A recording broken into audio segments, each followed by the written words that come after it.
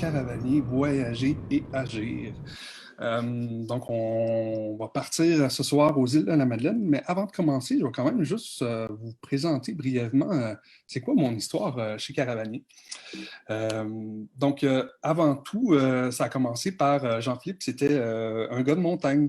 Donc, je suis rentré chez Caravanier il y a 14 ans de ça.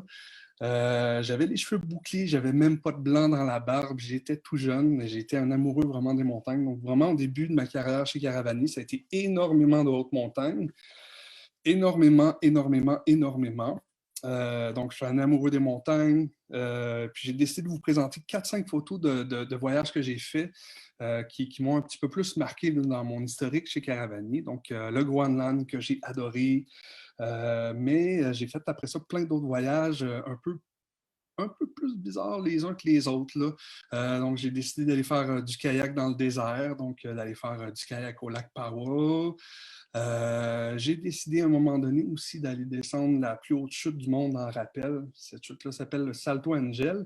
C'est au Venezuela, donc j'ai décidé de monter un groupe avec Caravani pour aller faire cette magnifique expédition-là, de descendre en rappel 1 kilomètre sur cette chute-là. Expédition incroyable. Et je suis un amoureux des terres polaires aussi, comme vous avez vu avec le Groenland, mais j'ai fait aussi quand même à plusieurs reprises la traversée de la terre de Baffin dans des conditions qui parfois étaient plus estivales, comme vous voyez, puis des fois c'était un petit peu plus frette, comme vous imaginez. Donc je suis un grand amoureux des terres polaires, mais je viens vous parler aujourd'hui parce que le rôle que j'ai chez Caravani, c'est aussi d'être le Madelino de service. Voilà un peu pourquoi on a décidé de monter un circuit aux îles de la Madeleine avec la situation qui évoluait, avec mon parcours de vie que je vais vous présenter dans quelques instants. On a décidé d'offrir vraiment un circuit aux îles qui, pour moi, c'est réellement un petit bébé. Ce voyage-là, c'est vraiment proche de moi, proche de mes racines, proche de qui je suis. Pendant les prochaines minutes, je vais vous présenter un petit peu qu'est-ce qui nous attend, c'est quoi les idées un peu derrière le voyage aux îles, comment ça va se passer, un peu ce que j'aimerais faire vivre, vous faire vivre à travers ce voyage-là aussi simplement que ça. Donc, on va parler des îles.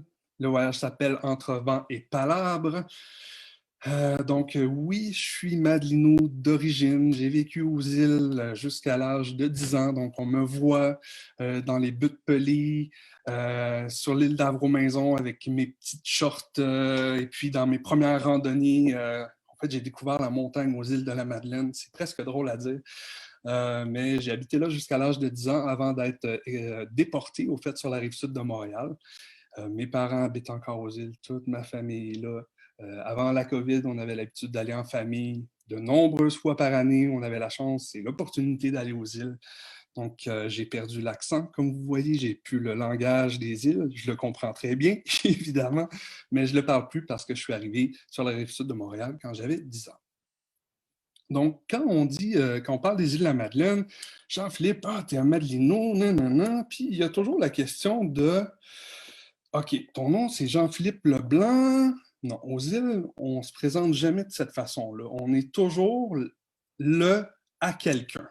Donc, quand quelqu'un des îles me demande, t'es un gars des îles, tu viens d'ici, mais t'es un gars à qui?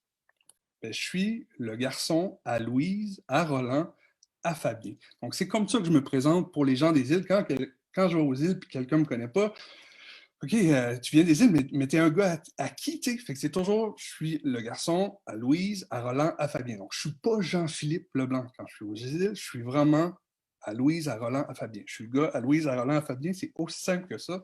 Puis là, à Fabien, c'est mon arrière-grand-père. Et sur la photo que vous voyez présentement, c'est le cap à Fabien. En fait, avec mon grand-père, Roland, 90 ans sur cette photo-là, qui se tient sur le dessus du cap à Fabien, mon arrière-grand-père. Donc, évidemment, quand je dis que je viens des îles, ben, il faut quand même que je précise un peu c'est qui ma famille et tout ça, parce qu'on va peut-être les rencontrer.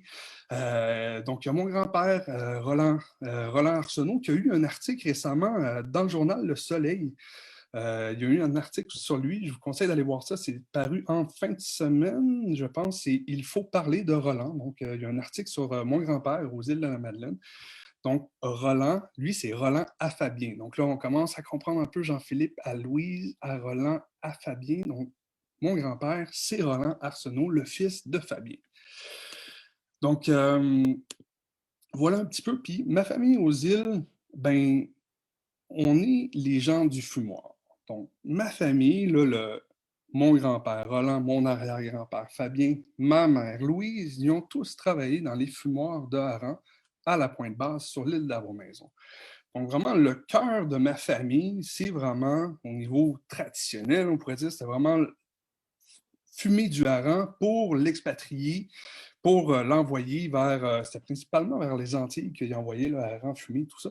Donc, ma famille a vraiment fait ça. Puis, depuis quelques années déjà, on a refait les fumoirs, pas qu'on les a remis à jour et on a fait un économiser avec ça. Donc, toute ma famille, ma grande famille aux îles a fait ça. Donc, évidemment, on va aller clairement voir le fumoir d'antan parce que c'est mes racines, c'est vraiment chez nous. Donc, je vous présente encore des gens de ma famille, puis on est toujours dans cette espèce de petit délire-là de t'es un gars à qui? Mais là, je vous présente Benoît à Fabien, avec Benoît à Fabien, avec Daniel à Benoît à Fabien. Donc, il y a vraiment comme toute cette généalogie-là vraiment spectaculaire et tout ça pour simplement vous dire que vraiment, ma famille, on est aux îles depuis extrêmement longtemps. On est vraiment implanté sur la Pointe-Basse, sur l'île du Havre-aux-Maisons. Havre-aux-Maisons, donc on est là depuis longtemps. Puis c'est vraiment une des places que j'ai envie de vous faire découvrir. Donc, je vais vous dresser un portrait là, vite, là, rapide du voyage aux îles. Ce que je voulais faire à travers ce voyage-là, c'est vraiment partir de la Terre, donc partir des îles, puis aller à la rencontre des personnes qui habitent les îles. Donc, vraiment, dans la manière qu'on a réfléchi le voyage avec Caravani, c'est vraiment ce que je voulais faire vivre en premier, c'est vraiment les îles du début, comme les îles qu'il y avait quasiment quand Jacques Cartier est arrivé, puis que c'est une des premières terres qu'il a vues en Amérique. Donc, je voulais vraiment faire vivre les îles vraiment d'une manière très, très pure, puis au fil du voyage, d'aller à la rencontre des gens qui habitent ces îles-là. Donc, vraiment, ce qu'on a commencé à réfléchir pour le voyage, c'est vraiment d'aller passer 2 journées à l'île Brion, donc qui est une île qui est au nord-ouest des îles de la Madeleine. L'île Brion, c'est vraiment dans la mythologie des îles de la Madeleine, l'île Brion, c'est loin. Puis c'est loin d'être tous les Madelinots qui ont été.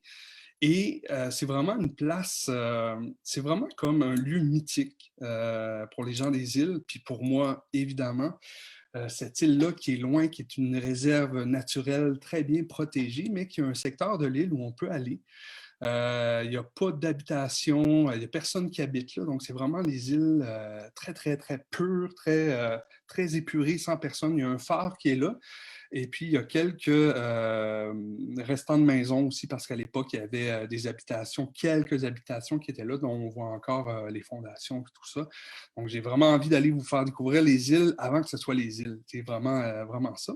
Puis après ça, pour le restant du voyage, c'est assez simple parce que finalement, ce qu'on veut vous faire vivre, c'est qu'une fois qu'on va être allé à l'île Bérion puis qu'on va revenir aux îles, donc c'est une traversée qu'on va faire en Zodiac pour aller jusqu'à l'île Bérion. Donc une fois qu'on revient aux îles, c'est littéralement vous faire découvrir les îles dans sa totalité. Donc, tu as la partie un peu plus nord-est qui est l'île de Grande Entrée. Donc, on va passer une journée à aller explorer ces coins-là. Puis quand je dis explorer, c'est aller faire des marches, aller faire... Ça va être beaucoup autour de la randonnée. Aller vous montrer les petits coins que je connais, aller rencontrer tous les artisans aussi qui sont dans ces coins-là. Donc, être en contact avec le terroir, puis les gens aussi qui habitent ces territoires-là. Donc, en gros, on passe 2 jours à l'île Bérion, puis après ça, chacune des journées est un peu pour les différentes sections des îles. Donc, on va clairement passer une journée dans le coin de l'île de la Grande Entrée pour aller dans le coin de l'île Boudreau, pour aller voir la Bluff, pour aller voir la Pointe de l'Est, vraiment pour aller marcher dans ces coins-là. Après ça, une autre des journées, ça va être clairement d'aller plus vers l'île du Havre-Aubert, donc plus dans la partie sud des îles. Donc, aller dans le coin de Bassin, aller dans le coin de la dune du Sandy Hook, aller peut-être marcher un peu sur la dune de l'Ouest. Donc, vraiment découvrir ce coin-là, de l'île du Havre-Aubert. Donc, vraiment passer une journée complète là à explorer encore, à aller, que je puisse prendre le temps d'aller vous montrer les petits coins, les petits coins que j'aime. vraiment particulièrement. Et évidemment, on va aller dans le coin de l'île du Havre-aux-Maisons, qui est vraiment ma terre natale. Donc, l'île d'Havre-aux-Maisons qui est composée de plusieurs, on pourrait dire, plusieurs sections. Tu as la section Dune du Sud, tu as la section Cap-Rouge, tu as la section de la Pointe-Basse. Tu as vraiment plein de petits endroits. Puis nous, notre habitation, elle va être justement je ne sais pas si vous voyez mon curseur, là, mais elle va juste être dans ce coin-ci du Havre-aux-Maisons. Donc, l'hébergement qu'on va être, on a vraiment une vue, on est un petit peu surélevé, donc on a vraiment la vue sur la mer, on a la vue sur la plage de la dune du Sud. Donc, on a vraiment une vue comme incroyable à partir de là. Donc, coin du Havre-aux-Maisons. Puis, évidemment, on va se garder une journée pour aller explorer l'île d'entrée. Donc, on va partir de Cap-aux-Meules, on va faire une traversée en bateau pour aller jusqu'à l'île d'entrée. Donc, aller passer une journée sur cette terre-là qui est vraiment particulière. C'est une communauté anglophone qui habite là-bas. C'est vraiment extrêmement beau. Ça ressemble un peu quasiment à l'Écosse ou l'Irlande, ces coins-là. Donc, il y a vraiment, c'est vraiment très niché, très caractéristique des îles et tout ça. Donc, on va aller passer clairement une journée à l'île d'entrée parce que ça vaut juste absolument la peine. Donc, entre ces grands points d'intérêt-là, évidemment, on va se promener, on va aller voir évidemment l'île du Cap-aux-Meules, on va se promener à droite puis à gauche. L'idée, c'est de vous amener vraiment à la découverte des îles puis à la découverte des gens qui l'habitent. Donc, c'est pour ça qu'on a décidé de ne pas mettre jour 3 ou jour 4, on fait telle ou telle activité parce qu'on veut vraiment se laisser la flexibilité dans l'itinéraire qu'on va faire. Puis, il faut bien comprendre aussi que l'île Brion, on veut vraiment y aller. On va très certainement y aller, mais ça se peut que des fois qu'on soit obligé de décaler un petit peu. Au lieu d'y aller la deuxième journée qu'on est aux îles, ça se peut qu'on déplace à la quatrième ou cinquième journée parce qu'aux îles, finalement, c'est la mer, c'est la météo qui décide qu'est-ce qu'on peut faire. Donc, on veut vraiment se garder une flexibilité là-dedans. Puis vraiment, pour moi, là, le coup de cœur, c'est clairement l'île Brion qui est incroyable. Puis après ça, dans le coin de l'île d'entrée aussi, là, qui sont les 2 points majeurs pour moi, là, qui est vraiment important à travers ce voyage-là. Puis après ça, tout le reste, toutes les autres découvertes qu'on va faire, c'est vraiment que du plaisir. Fait que si vous voulez, je peux vous présenter quelques brèves photos des îles, juste pour vous mettre un petit peu dans l'ambiance. Donc, c'est un territoire maritime, il y a beaucoup de phares. Évidemment, il y a des plages qui sont immenses. Donc, clairement, ce qu'on va faire durant nos journées ou certaines journées, c'est qu'on va partir dans cet infini-là, puis on va aller marcher. Donc, est-ce qu'il y a beaucoup de dénivelé aux îles de la Madeleine? Non, on ne va pas monter des montagnes, mais on va marcher loin. On va marcher dans l'horizon. On va profiter du bruit des vagues, du sable sous les pieds. Donc, c'est vraiment ce que je veux vous faire vivre, c'est un peu cette immensité insulaire-là, puis vraiment très proche de la mer. C'est vraiment ce que j'ai envie de faire vivre. Là, ça, c'est à l'île Boudreau, donc un coin plus dans l'île de Grande Entrée qu'on va aller clairement et assurément. Donc, il y a vraiment comme, ça, c'est à l'île Brion, cette photo-là. Vraiment, à travers ce voyage-là, on va voir évidemment les classiques des îles. Fait que oui, les falaises rouges de Fatima, de la Belle-Anse et tout ça, mais on va voir aussi les grandes plages, puis on va voir vraiment le territoire le plus diversifié possible. Évidemment, si on a la possibilité, ben, ça serait le fun d'aller jouer sur l'eau aussi, peut-être pendant une demi-journée. Donc, peut-être aller faire une petite sortie de kayak. Et je tiens à spécifier, cette photo-là, elle est extraordinaire parce que c'est rare qu'on peut traverser pour aller à l'île d'entrée quand la mer est calme comme ça. C'est un peu incroyable. Aux îles aussi, il y a tout l'aspect de la faune marine qui est présente. Donc, ça, c'est quelque chose qu'on peut voir sur l'eau, mais qu'on peut voir aussi en marchant. Donc, tous les oiseaux qui sont là. Les phoques, là, cette photo-là est un peu floue, mais quand on est à l'île Brion, tu as vraiment une grosse colonie de phoques qui est là aussi. Donc, c'est presque immanquable qu'on va en voir. Donc, les îles, oui, c'est habité. Oui, il y a des petites maisons partout, des petites maisons de couleurs, plein de petits bateaux, mais tu as aussi des endroits qu'on sent un petit peu plus sauvages où vraiment il n'y a pas de maisons partout. Donc, cette photo-là, c'est à Grande Entrée. Donc, même sur des îles qui sont habitées, il y a toujours des territoires qu'on arrive à trouver où la nature est accessible. qui dit les îles dit des couchers de soleil, évidemment. Donc ça, on en profite toujours le plus possible. Donc, il y a des paysages aussi qui sont vallonneux. Tu as des vaches qui sont là. Des fois, tu as des territoires avec des sentiers. Des fois, il n'y a pas de sentier. Donc, on marche librement dans ces territoires-là.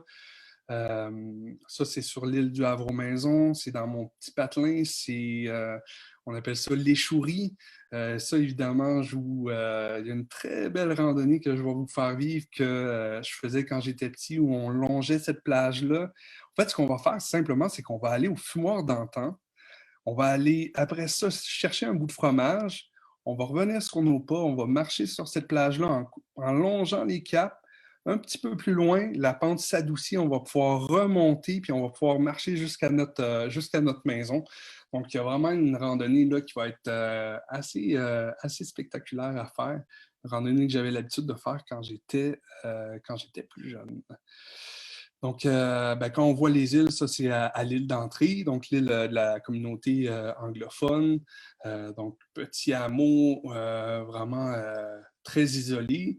Ça, au fait, si je ne me trompe pas, c'est la maison qu'on va avoir. Donc, c'est la vue de la maison. C'est ça qu'on va avoir devant nous. Donc, il y a la mer qui est juste devant, il y a la dune du sud qu'on voit. Dans la partie à gauche, c'est la partie qu'on appelle les sillons, mais ça, je vous en reparlerai une fois sur place. Donc, tout près de chez nous, finalement, à 5-10 minutes à pied, il y a aussi toutes les falaises rouges qui sont là, qu'on peut aller marcher au pied dans le sable, les falaises de la dune du sud. Donc, ça, on va pouvoir en profiter. Ça, c'est sur l'île d'Avro-Maisons encore. Là, on voit l'île d'entrée que je vous parlais, cette île-là au loin. Donc, on voit un peu le territoire un peu vallonneux qu'il peut y avoir. Puis, la mer qui tranquillement commence à se faire. On voit qu'il y a des moutons, donc ils ventent. Ils ventent un peu cette journée-là. Comme souvent, ils peuvent vanter aux îles, évidemment.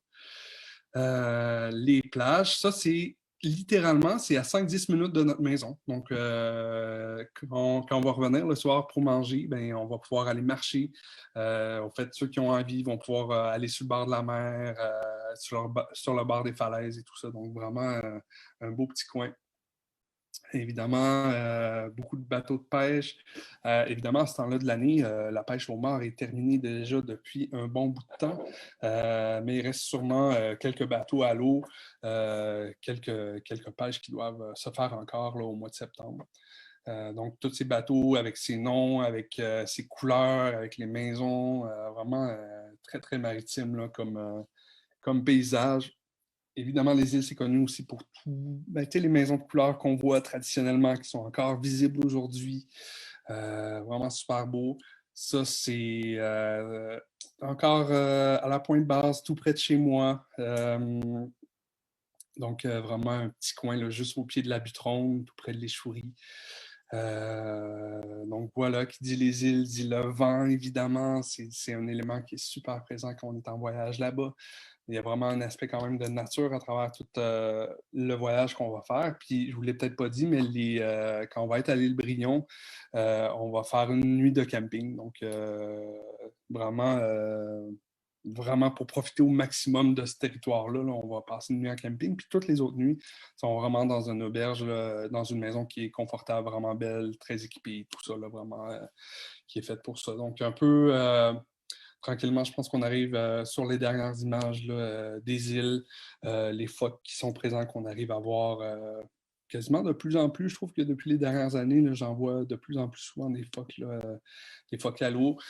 Et puis, une dernière photo, bien évidemment, c'est un territoire acadien. Puis, la colline qu'on voit derrière qui s'appelle la butte à Mounette. Donc, on va clairement aller voir des couchers de soleil à partir de là parce que c'est un des plus beaux couchers de soleil que j'ai eu l'occasion de voir dans ma vie.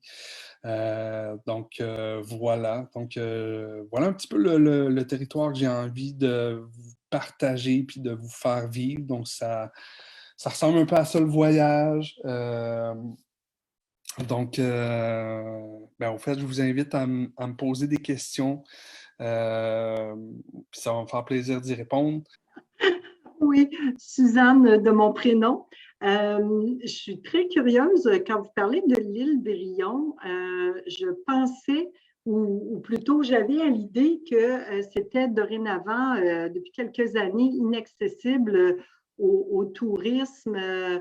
Donc, je suis très surprise qu'on puisse y faire des excursions, puis encore plus surprise qu'on puisse y dormir en camping. Je ne pensais pas du tout que c'était possible. Oui, ben, au fait, les îles Brion, c'est un peu, c'est ce qu'on s'est aperçu, c'est que c'est un peu la légende, au fait, parce que tu as vraiment un territoire qui fait partie du domaine de l'État. Donc, là, on a vraiment le droit d'y aller. On n'a pas le droit d'aller sur toutes les îles parce que c'est sur toute l'île Brion au complet parce que c'est une réserve naturelle.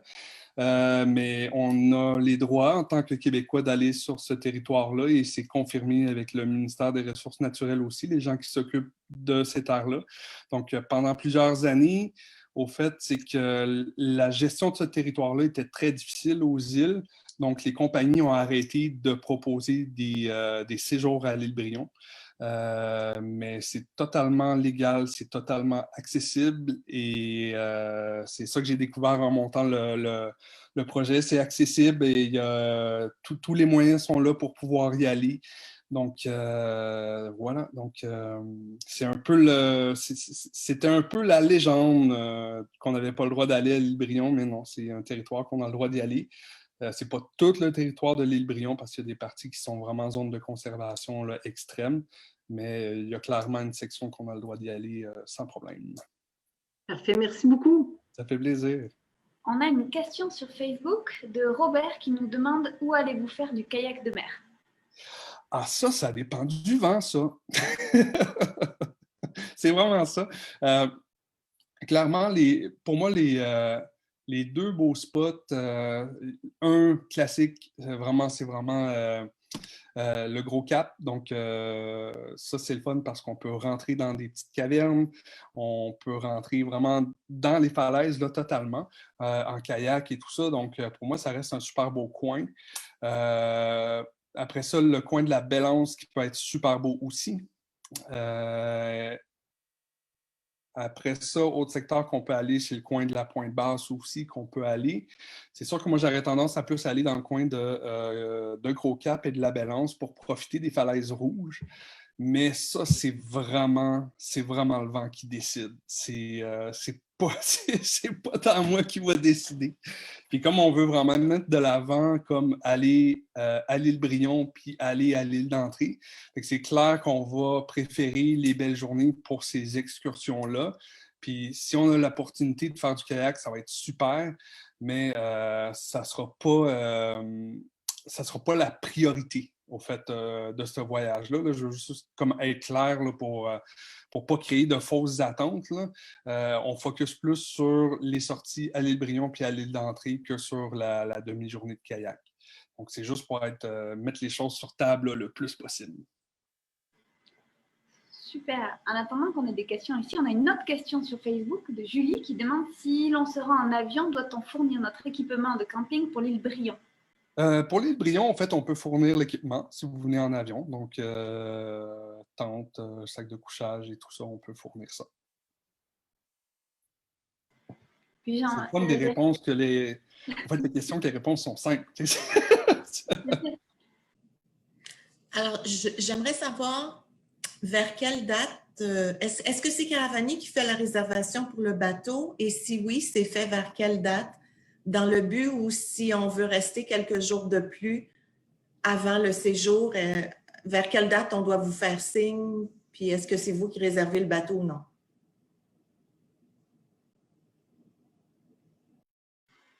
Vas-y, Mariana. En fait, c'est vraiment, c'est à vous de réserver le bateau. On trouvait justement, il y avait beaucoup de gens qui m'avaient dit qu'ils voulaient prolonger ou même arriver avant. Donc, c'est vraiment à vous de réserver. J'ai vérifié constamment justement la disponibilité des bateaux. C'est toujours disponible.